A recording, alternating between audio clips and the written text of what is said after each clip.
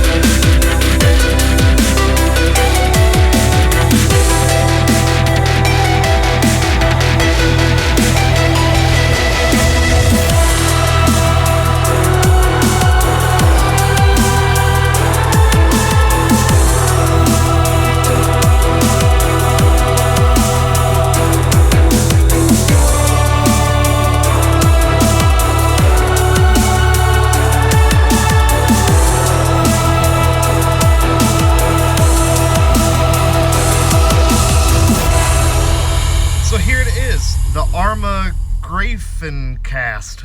So as you may or may not know, I have an Arrma Granite, I have an Arrma Typhon. I've had the Arrma Granite for almost a year, and I put that thing through the ringer. If you haven't seen any of the videos on that thing, check them out. I'll put a link, over here in the whatever. And I recently got the Arrma Typhon Mega, just about the cheapest Arrma that money can buy. And we had a lot of fun with that thing, but I thought, let's step it up a notch. I haven't really seen anyone on the internet build one of these before, and there's a good reason. This thing is hopelessly impractical. Let me explain what I mean. So the Arrma Typhon chassis is longer and wider than the Granite chassis, which sounds good, right? So we're really ending up with dimensions similar to like an Outcast, or even really similar to like an Arrma Big Rock. They already make those chassis. So the amount of money that I have invested in this thing is crazy.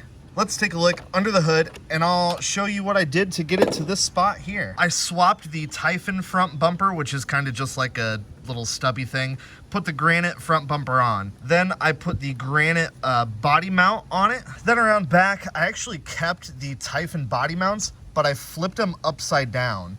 And then of course I flipped the body post upside down as well, just to bring the body mounts up a little bit. Around back, I fitted this wheelie bar from an Outcast. I think this is the same one that's on my Creighton 4S, so gotta have a wheelie bar. And then of course, I bought a new Granite body because my Granite body was pretty beat up.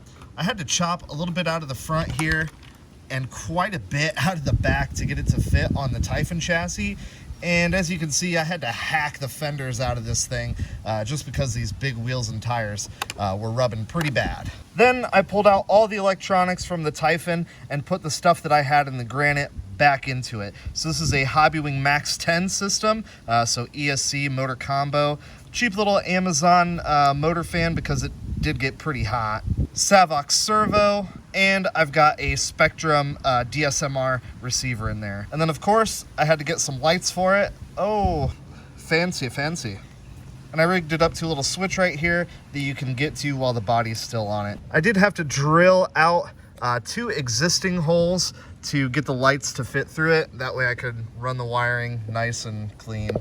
Nice and clean. And then last but certainly not least, I fitted these Proline trenchers X's. These are the 3.8 Proline trenchers. So still retaining the stock hubs for the Typhon, and they fit on there, I think, pretty well. So yeah, it looks cool, but it, probably won't perform that well. This thing wasn't really designed to have these big wheels and tires on it.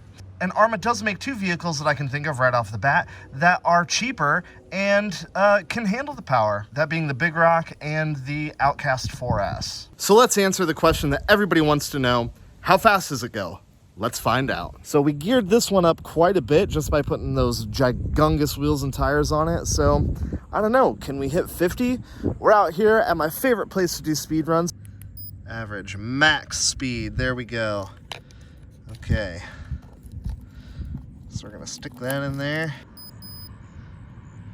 gonna hit record. Crisscross applesauce.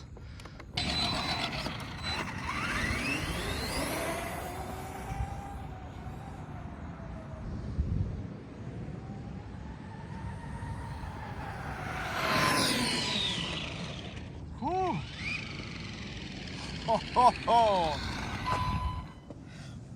So not super fast, but let's see. Take your guesses, place your bets right now. I'm gonna say that was probably pretty close to 40 mile an hour. 41 and a half.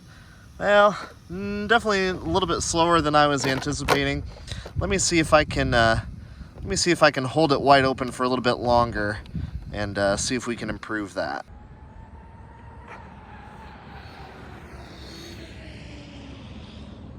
Guys, I don't know if you could see that, but it actually wanted to lift off on me.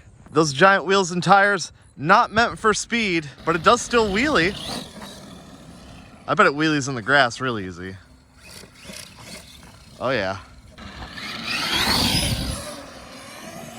Oh! Oh, got it! Yeah.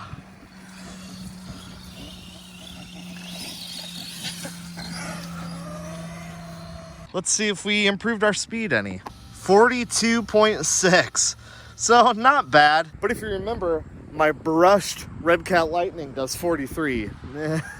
But it doesn't look nearly as cool doing it. Oh, guys, look. See that? It's front wheel drive. I literally just drove it around in the grass for a little bit and lost the rear diff or the input shaft, one of the two. I'm not sure what happened, but oh man, I've got less than, I don't know, 5 minutes on this thing. Yeah, I think it's the input shaft. I think the input shaft is broken. I think the diff is okay, but well, that didn't last long. Dang it. It still rips for being front wheel drive though.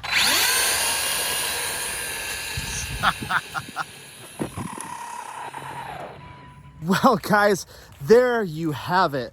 First speed run and first little kind of not even a bash through the grass. We blew out a rear input shaft. I should have known that was going to happen, guys. I did the same thing with my Granite. So not a big deal.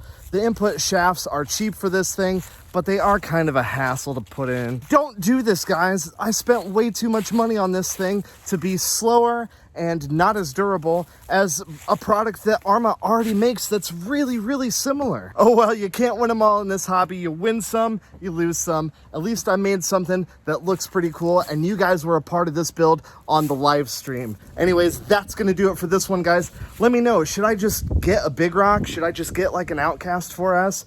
I don't know. Let me know. If this is your first time checking out the channel, welcome. I'm glad you found it. I like to do RC shenanigans like this all the time, and I've got some cool stuff coming up. You're gonna want to stick around.